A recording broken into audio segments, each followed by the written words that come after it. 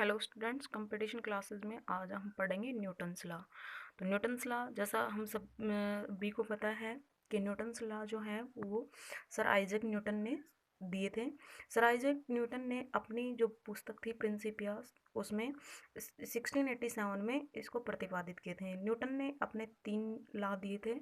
जो 3 लॉ हैं वो सभी को पता है, न्यूटन फर्स्ट, सेकंड और थर्ड, यानी न्यूटन का पहला, दूसरा और तीसरा नियम। परंतु इनके जो दूसरे नाम होते हैं कि न्यूटन पहले नियम को किस नाम से जाना जाता है, न्यूटन के दूसरे को किस नाम से और तीसरे को किस नाम से, तो इनके जो दूसरे नेम होते हैं वो हमसे पूछे जाते हैं। तो उसको आप एक ट्रिक से याद कर सकते हो, जड़ से क्रिया। तो जड़ से क्रिया का मतलब होता है जड़ से जड़त्व का नियम, से संवेग का नियम, क्रिया से मतलब क्रिया प्रतिक्रिया का नियम। तो हमें याद हो जाएगा, पहले नियम को जड़त्व का नियम, दूसरे नियम को संवेग का नियम और तीसरे नियम को क्रिया और प्रतिक्रिया का नियम कहा जाता है। तो न्यूटन फर्स्ट लॉ जो होता है उसको हम स्टार्ट कर रहे हैं सबसे पहले। तो न्यूटन पहला नियम क्या होता है, यदि कोई भी वस्तु विराम अवस्था में है या कोई भी वस्तु चल रही है तब तक वो विराम अवस्था और चलती रहती है, जब तक उसके ऊपर हम कोई भी बाह्य बल नहीं लगाते। जब तक भी कोई बाह्य बल नहीं लगेगा तब तक वो वस्तु उस स्थान पे रहेगी। उसको हम न्यूटन का पहला नियम कहते हैं। इसमें जो सबसे इम्पोर्टेंट है वो अपने पास एग्जाम्पल पूछे जाते हैं। आपको एग्जाम्पल दिए होंगे और आपसे सिर्फ ये पूछा जाता है कि किस नियम पे निर्भर करता है, न्यूटन के किस नियम पे निर्भर रहेगा। तो जैसे सभी को पता है कि यदि रुकी हुई गाड़ी के अचानक चल पड़ने पर बैठे यात्री जो होते हैं वो पीछे की ओर झुक जाते हैं। अगर गाड़ी चलती है तो इसमें क्या होगा, इसका उल्टा होता है, यात्री जो होते हैं वो आगे की ओर झुकते हैं।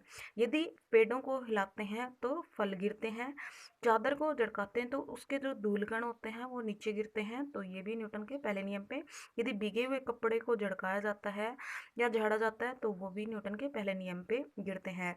एक एग्जाम्पल जो मोस्ट इम्पोर्टेंट है वो ये है कि यदि हम गोली मारते हैं तो कांच के अंदर जो होता है, बंदूक से चलाई हुई गोली से हमेशा गोल छेद होता है, और यदि पत्थर के टुकड़े को मारते हैं तो हमेशा क्या होता है, उसमें कांच टूट जाता है। तो ये क्वेश्चन भी आपसे पूछा जाता है। तो ये न्यूटन फर्स्ट नियम के जो मोस्ट इम्पोर्टेंट उदाहरण हैं जो सबसे ज़्यादा पूछे जाते हैं।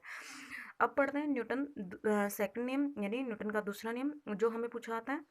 न्यूटन दूसरा नियम हमने पढ़ लिया कि इसको हम संवेग का नियम भी कहते हैं। संवेग परिवर्तन की दर जो होती है आरोपित बल के अनुक्रमानुपाती होती है और उसी दिशा में होती है जिसमें बल कार्य करता है।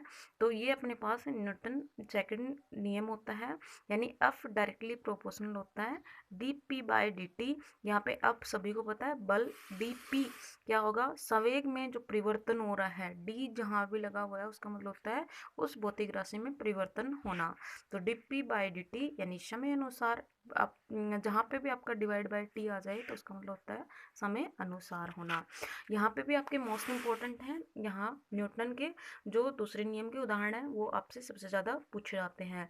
इन जैसे कि अपने पास क्या होते हैं, समान वेग से आती हुई कोई भी क्रिकेट गेंद है या टेनिस गेंद है उसको कैच करना ही आपको किस नियम पे लागू होगी, तो ये बताना है आपको दूसरे नियम पे। फिर गेंद को कैच करते समय खिलाड़ी जो होते हैं वो हाथ अपने पीछे की ओर करते हैं, क्यों, क्योंकि ताकि उसकी चोट कम लगे। तो ये भी अपने पास किस पे काम करता है, न्यूटन के दूसरे नियम पे।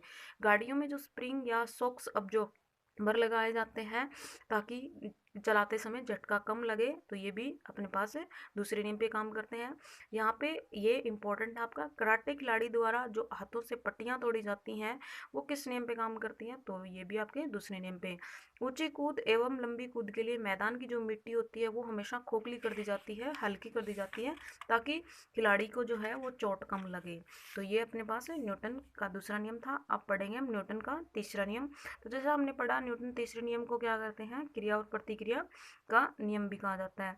जब कभी एक वस्तु किसी दूसरी वस्तु पर बल लगाती है तो दूसरी पर वस्तु पर बराबर और विपरीत बल लगाती है हमेशा, जिससे कि उसके अंदर क्रिया और प्रतिक्रिया बराबर और विपरीत होती हैं, जिस अपने पास न्यूटन का तीसरा नियम कहलाता है। इसके जो उदाहरण हैं वो आपने देखे होंगे, सबसे ज़्यादा आपसे उदाहरण एक नाव का और एक बंदूक से गोली का पूछा जाता है। जैसे बंदूक से गोली छोड़ते हैं तो जो होता है वो हमें क्या होता है, पीछे की ओर झटका लगता है तो ये किस नियम पे काम करता है? तीसरे नियम पे। नाव से किनारे पर उतरने पर नाव को पीछे की ओर भेजना और व्यक्ति का आगे की ओर कूद जाना भी किस नियम पे है? न्यूटन के तीसरे नियम पे। रॉकेट का आगे बढ़ना भी किस पे है? न्यूटन के तीसरे नियम पे। ऊंचाई से कूदने पर चोट लगना भी किस पे होता है? तीसरे नियम पे। कुएं से पानी निकालते समय रस्सी टूट जाने पर व्यक्ति का पीछे गिर जाना भी अपने पास क्या होता है? न्यूटन के तीसरे नियम पे। और यहाँ पे यदि आप एयरफोर्स वगैरह का एग्जाम दे रहे हैं तो जेट इंजन का जो सिद्धांत है वो सबसे ज़्यादा पूछा जाता है। तो जेट इंजन का सिद्धांत किस नियम पे काम करता है? न्यूटन थर्ड नियम पे। थैंक्स।